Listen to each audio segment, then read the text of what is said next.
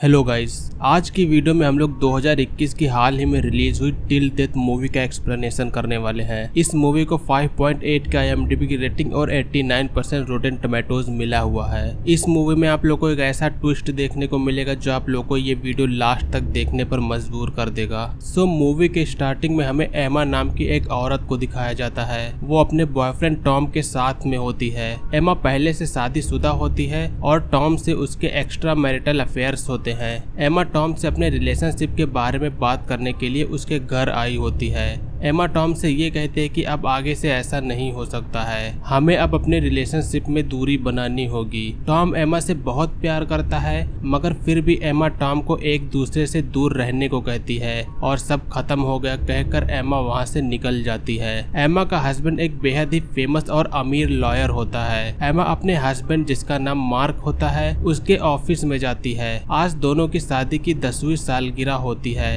एमा जब ऑफिस में जाती है तो उसे उसी की फाइल टेबल पर मिलती है।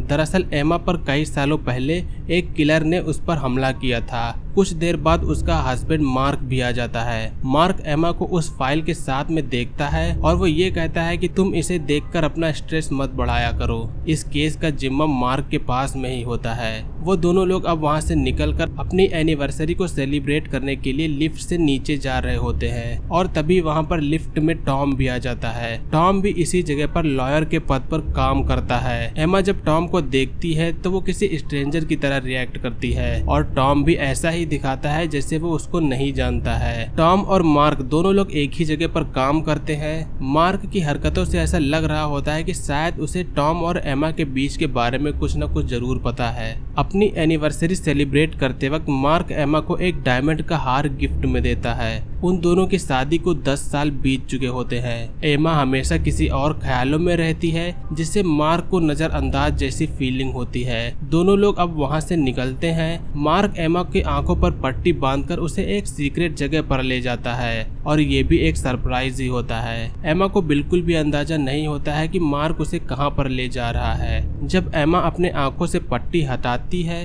तो वो ये देखती है कि वो एक लेक हाउस पर जा रही है। ये लेक हाउस बिल्कुल सुनसान इलाके में होता है जहाँ पर इनके अलावा कोई और नहीं होता है। एमा घर के अंदर जाती है तो उसे काफी सारी रोमांटिक चीजें मार्क के द्वारा सजी हुई मिलती है। दोनों लोग साथ में ड्रिंक करते हैं और ड्रिंक करने के बाद में वो दोनों लोग रोमांस करने लगते हैं। अगले सीन में अब यहाँ पर सुबह हो जाती है। एमा की जब आँख खुलती है तो वो ये देखती है कि उसके हाथ में हथकड़ी लगी हुई है और ये हथकड़ी जो है वो दूसरे हाथ में मार्क से जुड़ी हुई है। एमा मार्क से पूछती है कि आखिरकार ये क्या है और मार्क सिर्फ इतना बोल के कि अब असलियत का सामना करो और अपने आप को वो गोली मार लेता है। एमा बिल्कुल स्टन रह जाती है। उसे बिल्कुल अंदाजा नहीं होता है कि ये क्या हो गया है। हथकड़ी उसके हाथ में होती है और दूसरी तरफ मार्क के हाथ में होती है। इस हथकड़ी को खोलने के लिए चाबी भी नहीं होती है। ये लाश के साथ में एमा को नहीं पता होता है कि मार्क ने ऐसा क्यों किया है। एमा मार्क की बॉडी को घसीटते हुए एक जगह से दूसरी जगह पर जाती है और ऐसा करने में उसे काफी दिक्कतों का सामना करना पड़ता है। घर के बाहर जब वो गेट पर देखती है तो बाहर सिर्फ बर्फ दिखाई देती है। वो घर में अपनी मदद के लिए कुछ सामान को ढूंढती है मगर उसे कुछ भी नहीं मिलता है। उसे एक फ्लावर पॉट में उसका फोन पानी में डूबा हुआ मिलता है। जब वो उसे ऑन करती है तो फोन खराब हो जाता है। थोड़ा और ढूंढने के बाद में उसे कार की चाबी मिलती है जिसे लेकर वो गैराज में कार के पास में जाती है।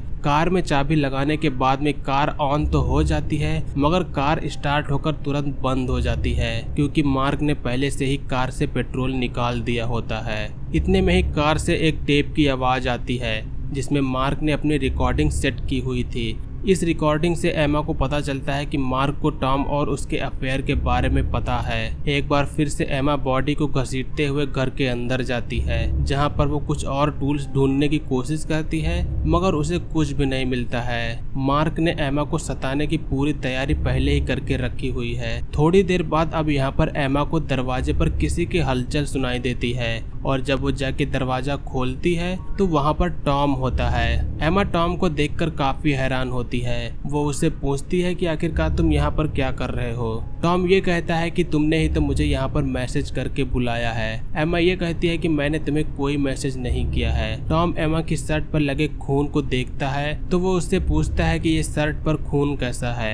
एमा अब दरवाजा खोलती है और टॉम मार्क को मरा देखकर चौंक जाता है। एमा अब पूरी सिचुएशन बताती है कि उसके साथ में क्या हुआ है। वो बताती है कि मार्क ने खुद अपने आप को गोली मार ली। मेरे उठने से पहले ही उसने मुझे कफ कर दिया था और हो सकता है कि तुम्हें भी मार्क ने मैसेज करके यहाँ पर बुलाया हो ताकि तुम भी इन सब में फंस सको। टॉम जब घर के बाहर देखता है तो उसे एक कार उसके घर की ओर आती हुई दिखाई देती है। टॉम ये कहता है ये तो वही कार है जो रास्ते में खड़ी थी। टॉम एमा को डोर बंद करके अंदर जाने को कहता है और वो इन लोगों को संभाल लेगा ऐसा कहकर घर के बाहर आ जाता है। उस कार से एक आदमी बाहर निकलता है और वो इस घर के पाइप ठीक करने के लिए यहाँ पर आया होता है। इसे भी मार्क ने ही बुलाया है। टॉम कहता है कि अभी इस घर के मालिक यहाँ पर नहीं है। जितना भी तुम्हारा पैसा बनता है तुम बताओ और तुम यहाँ से जा सकते हो। टॉम उसे $300 देता है मगर वो आदमी घर के अंदर टॉयलेट जाने की रिक्वेस्ट करता है। टॉम फिर से मना करता है मगर वो आदमी जिसका नाम जिमी होता है बार बार अंदर जाने की जिद करता है, जिसके बाद में टॉम उसके ऊपर चिल्ला के उसे भगाने की कोशिश करता है। इतने में ही उस कार से एक और आदमी बाहर निकलता है जिसका नाम बॉबी होता है। वो अब सीधा आकर टॉम के पेट में चाकू मार देता है जिससे यहाँ पर टॉम की मौत हो जाती है। इन दोनों लोगों में जो बॉबी होता है वो वही शख्स होता है जिसने 10 साल पहले एमा को मारने की कोशिश की थी और इन दोनों को मार्क ने यहाँ पर एक तिजोरी लूटने के लिए बुलाया है। अभी बॉबी और जिमी को नहीं पता है कि मार्क मर चुका है। वो पूरे घर में अब मार्क को ढूंढते हैं। एमा बॉडी को लेके स्टोर रूम में चली जाती है जहाँ उसे एक फावड़े जैसा कुछ मिलता है जिसे वो उठा के उस डेड बॉडी के हाथ पर मारती है मगर मारने की आवाज बाहर तक चली जाती है और जिमी उसी स्टोर रूम में आकर अब देखता है। वो अंदर जैसे ही आता है उसे मार्क का मरा हुआ शरीर मिलता है। वो चिल्ला के अब बॉबी को बुलाता है और जब बॉबी आके वहाँ देखता है तो उसे पता चल जाता है कि ये काम जरूर एमा ने ही किया होगा। तिजोरी को खोलने के लिए मार्क के अंगूठे का निशान चाहिए और साथ में एक पासवर्ड चाहिए जो सिर्फ एमा को ही पता है। इसलिए एमा को अब वो लोग मिलकर ढूंढते हैं। एमा अपने बचने के लिए काफी उपाय करती है लेकिन आखिरकार वो सब मिल के एमा को पकड़ लेते हैं। एमा को पकड़ने के बाद में बॉबी जबरदस्ती उसे तिजोरी के पासवर्ड के लिए पूछता है मगर एमा को पासवर्ड नहीं पता होता है। बॉबी अब गुस्से में उसे टॉर्चर करके उसके पैर के अंगूठे को काटने जा रहा होता है मगर जिमी उसे बार बार ऐसा न करने के लिए कह रहा होता है। जब बॉबी नहीं मानता है और एमा के ऊपर टॉर्चर उसका जारी रहता है तब जिमी पास में पड़ी गन को उठा के बॉबी के ऊपर तान देता है। जिमी ये कहता है कि हम बिना मार धार के भी ये सब कर सकते हैं। बॉबी कहता है ठीक है करो जल्दी जो करना है। एमा कहती है कि पहले तुम्हें मुझे इस कफ से खोलना पड़ेगा। जिमी एमा को खोल देता है। पासवर्ड एमा और मार्क के प्रपोज की डेट होती है। बॉबी पासवर्ड और मार्क के अंगूठे के निशान से उस तिजोरी को खोल देता है मगर तिजोरी के अंदर कुछ भी नहीं होता है। उसे तिजोरी के अंदर सिर्फ एक प्लेट दिखाई देती है। यहाँ पर एमा का जो हार होता है वो हीरे का है। मार्क ने जब इसे पहनाया था जिसके बाद में एमा के उतारने पर भी यह हार नहीं उतरा था। इसका मतलब यही है कि मार्क ने यह हार सिर्फ पहनने के लिए बनाया था और इसे कोई भी उतार ना सके। हार को इस तरह से डिजाइन किया गया है। बॉबी के पास में अब एक ही रास्ता बचता है। हार को पाने के लिए उसे एमा की गर्दन काटनी पड़ेगी। जिमी मगर ऐसा नहीं चाहता है। वो एक कटर की मदद से हार को काटने की कोशिश करता है लेकिन हार बहुत मजबूत होता है। जब वो हार को काट रहा होता है इतने में बॉबी जिमी से गन लेके एमा पर अब चलाता है मगर ये गन खाली होती है। अब यहाँ पर जिमी और बॉबी के बीच में झगड़ा होने लगता है जिससे बॉबी जिमी को दीवार की तरफ ढकेल देता है तो वो दीवार पर लगे हैंगर से टकरा जाता है जिससे जिमी की यहाँ पर मौत हो जाती है। बॉबी अब बेहद ही गुस्से में होता है। जिमी के मरने का उसे बेहद अफसोस होता है। वो एमा की तरफ चाकू लेके बढ़ता है। एमा भी अपने बचने का ट्राई करती है और कटर को बॉबी के मुंह पर मार के एमा डेड बॉडी के कफ को बॉबी के हाथ में लगा देती है।